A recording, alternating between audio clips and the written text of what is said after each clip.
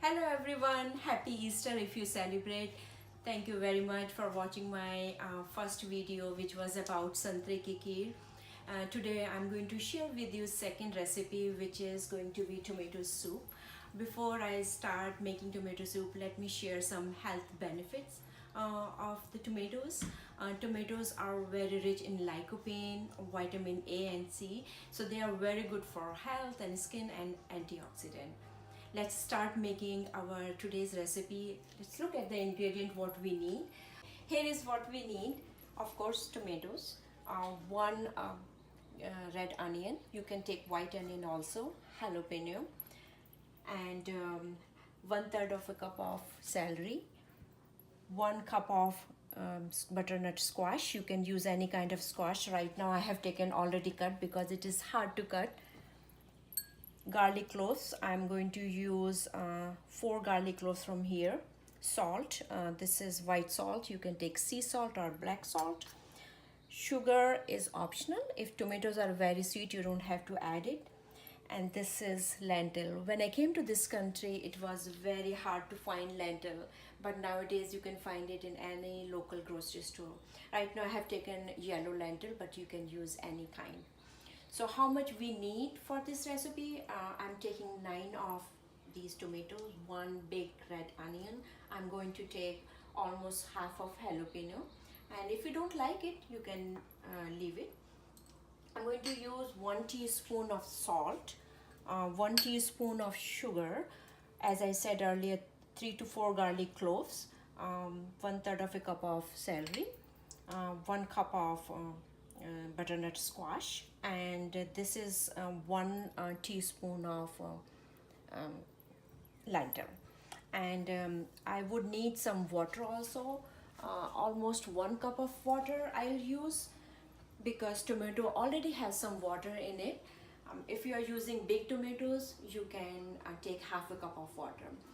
Just to save time, and I'm more comfortable using pressure cooker. I'm using pressure cooker, and I'm going to chop all of them. I'm going to put it here.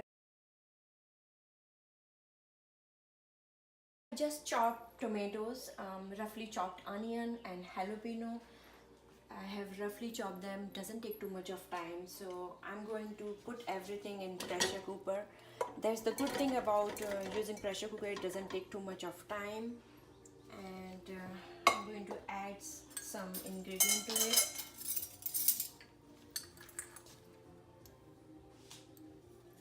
Sugar, lentil, celery, butternut squash,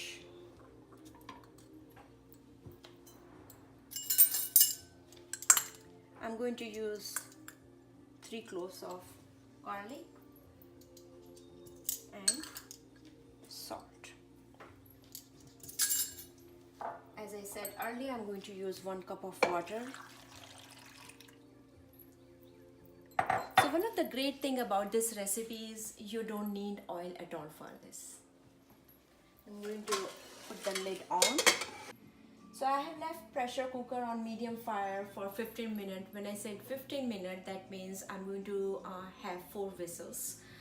Maybe you haven't used pressure cooker in the past. So we are going to show you the whistle when it goes off. If you haven't used pressure cooker in the past, that's how it's going to sound like.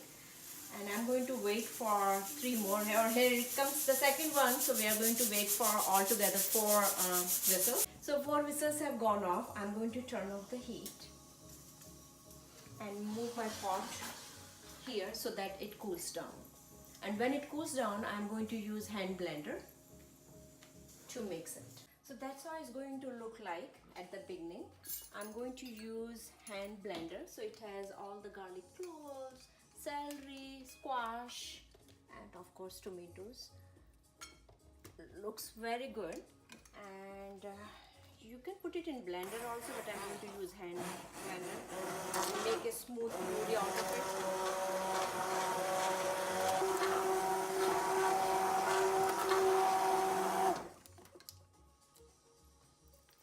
Very good. Here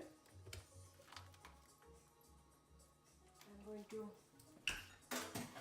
put my tomato soup in a container,